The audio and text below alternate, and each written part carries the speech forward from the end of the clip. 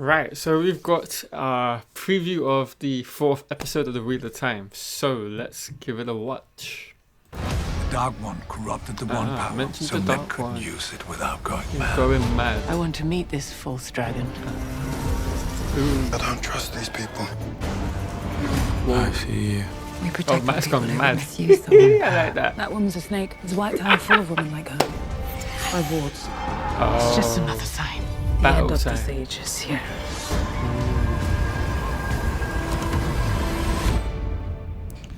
Okay. Right, so there's quite a bit to take away from that. There's a lot of things from within that we can find from. So to begin with, we get a mention of the Dark One once again, and how men can't use the One Power without going mad. Then we get another shot of Logain using the One Power without, using those hand movements the Aes Sedai have, which is something I do like. It gives him a bit more of a dominance, or a dominant look about him. Interesting. Then we get a look at Moraine. I'm guessing kind of inside some sort of room after she's been healed by Kareen Nagashi, and she's kind of gotten back to her normality in terms of how she feels, and she says she wants to now meet this false dragon. So it's obvious she's going to then have a bit of a conversation with him, as we can already see, which is quite interesting. And that's going to take a lopside, or it's going to go the complete opposite direction of what she thought was going to happen.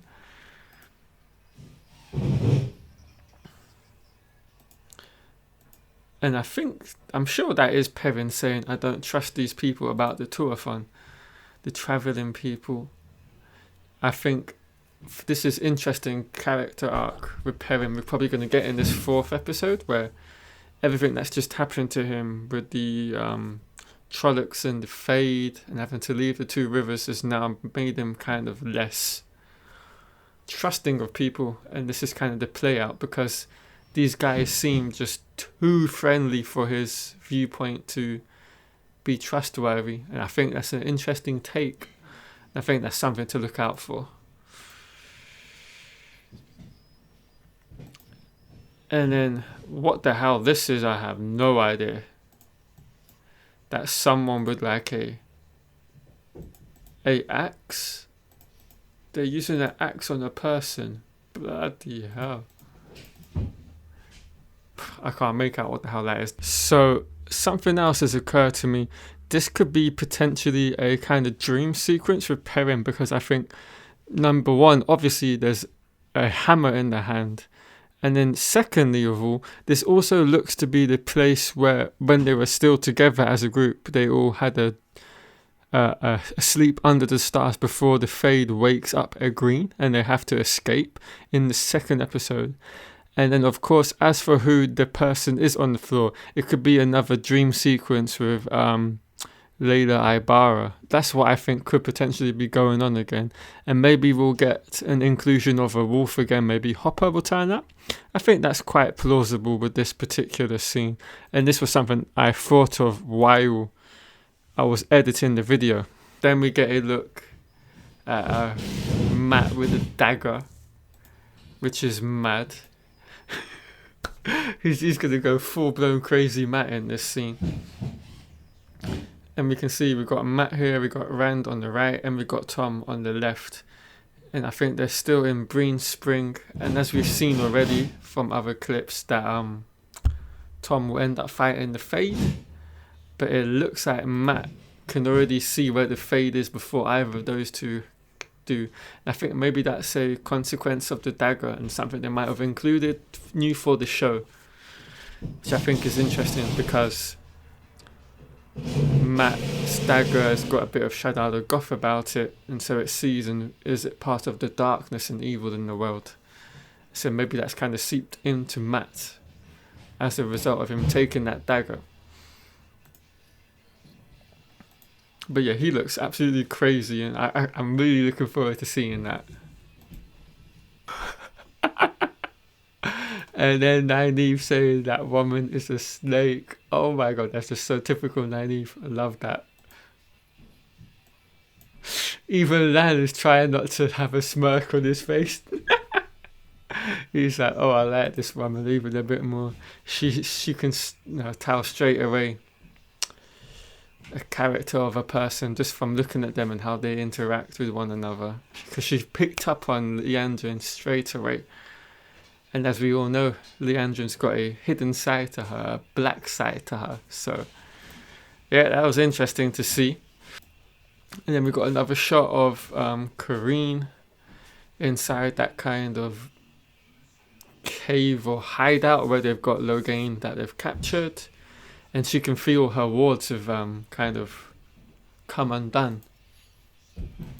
And there's a sense of urgency on her face when she's speaking about her wards. She knows they've been severed from Logain, and so Logain can go and cause carnage once again. And of course, we all know what's going to happen there. We've already seen, shots of that.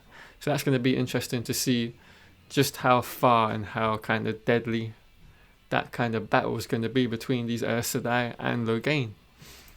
So once again, I've had another thought about what Perrin could actually have been speaking about in terms of her wards. I think it could be the fact someone has breached her wards and then set off the trigger alert, as in the Dragon Sworn have crossed that line to where Perrin had set them, and then to kind of notify her when people have entered the vicinity.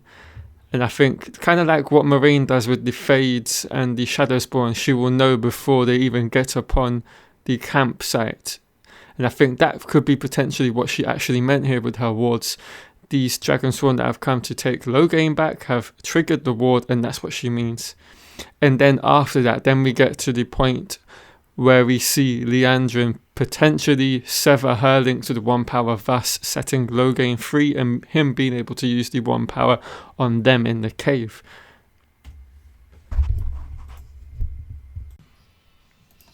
And then we see a really nice overhead view of the kind of huge kind of battle / skirmish that's going to be going on with the Dragonsworn, because they've found where the Aes Sedai are keeping Logain. In the top of the corner, you can see a few red sisters. I think there might be a green over there as well. And then there's a few Dragonsworn that are about to reach them.